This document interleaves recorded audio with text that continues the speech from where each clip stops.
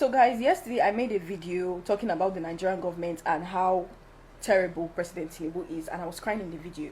So 30 minutes ago I just received a call from the NYSC board, starting with the secretariat before the LGI. And for the secretariat, for the NYSC secretariat, I'm going to attach what she said, some of the things she said, so you guys will hear. Are you normal? I wasn't insulting the president, ma. I was only asking for accountability. Hold down that rubbish you put there. Ma, are you threatening me? Hold down that rubbish. You are not talking to your mate. Ma, she called me and she was shouting and she was threatening me to take down the video.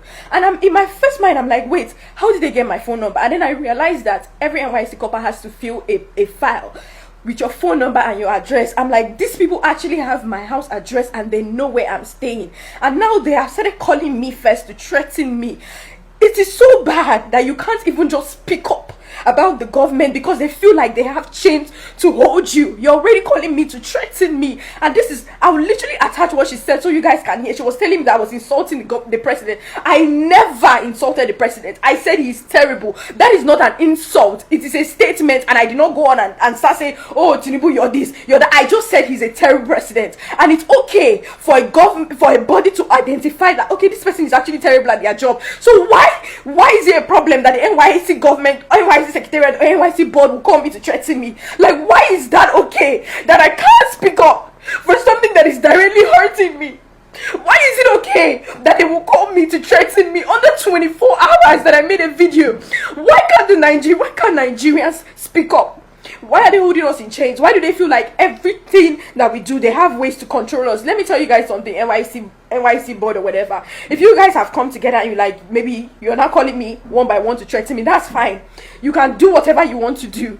Because I know that you guys already have plans. The one that this one is calling me, the next person is calling me, that's fine. But now I'm putting it out here so you guys will see and you guys will know. NYSC, they have my house address and they are started calling me to threaten me. So in case anything happens, you will be very much aware where the problem started. Because I did not say anything I shouldn't have said. The Nigerian government are not doing anything about the inflation that is happening, and it's causing us to be very depressed. I am depressed and my bank account is going to zero and I still have to live every day. And I'm asking the Nigerian government to do something about the inflation. And instead of me to get a call and say, okay, we are working on it, I'm getting a call saying that, oh, you're very stupid. Why did you do that to Tinubu? Take down that video. You did this, you did that. I just want you guys to know that this is what the NYC board are doing. And in case anything happens to me, because they have my address, you guys know who to hold accountable.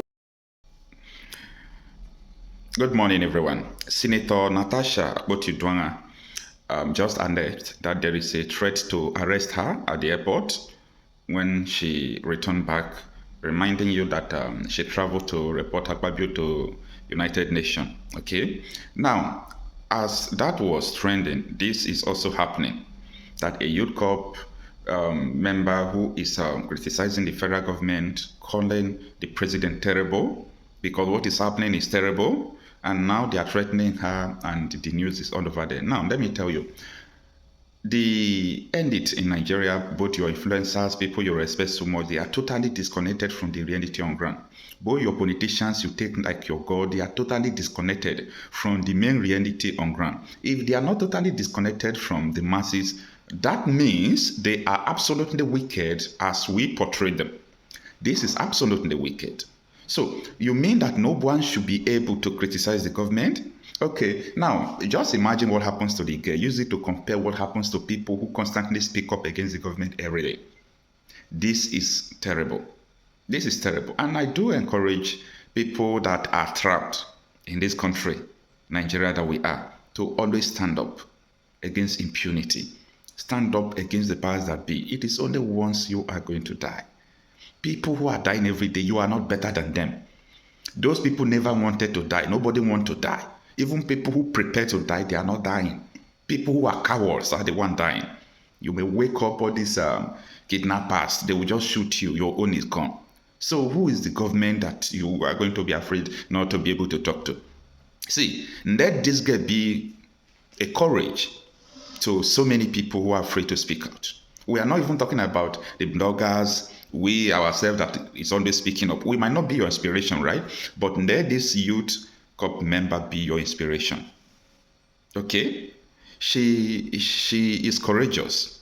Imagine that her superior, or should I say, I think her superior should be a proper word to use in the youth corp, this thing, threatening her that she should put down the video. But that is once anyway. So many times I've done so many videos that people call me to put down. Some of them are friends who just show concern. Hey, put down the video. This video might get you in trouble. I said, in trouble? What kind of trouble? Trouble, is it not arrest, or what is the trouble about when people are dying anyhow and nobody is showing concern?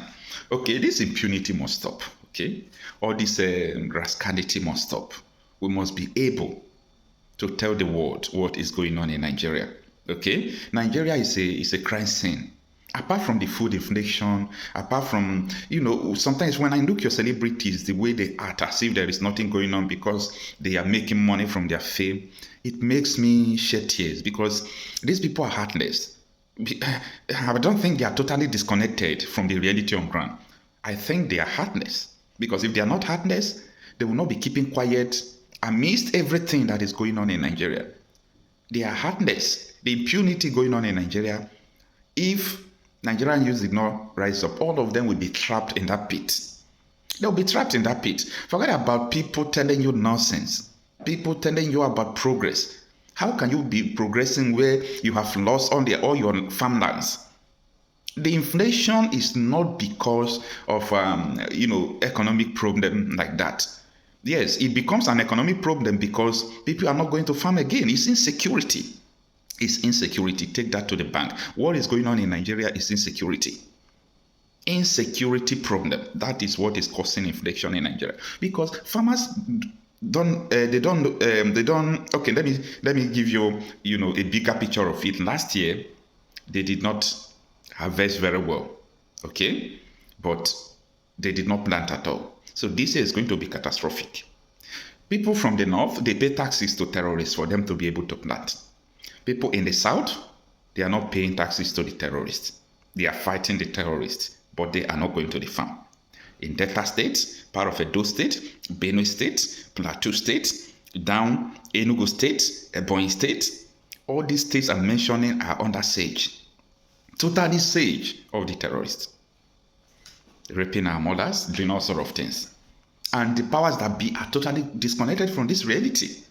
And what baffles me is that you see, election of 2027 is what they are talking about. These people are heartless. They are talking about 2027 election and people are dying. And I don't understand what kind of knowledge and education we Nigerians have. Imagine politicians who are keeping quiet, people are dying, these people are keeping quiet, but 2027 they will still come and campaign to you. What are they saying? Your best politician, what is he saying about the killings all over the Nigeria? Your councillor, or every politician, most of them, 90%, I should not generalize because we still have good ones. 90% of them, in fact, I don't know adjective I will use to qualify them. They are not interested in your welfare. They are not interested in your security. People are dying. What have they done? 2027 is coming and on the corner and they are there talking rubbish. As far as I'm concerned, anybody who is not interested in your freedom, who is not interested in your security, the person should not be taken serious at all. The person should not be taken serious at all. Anybody who is not interested in your security should not be taken serious.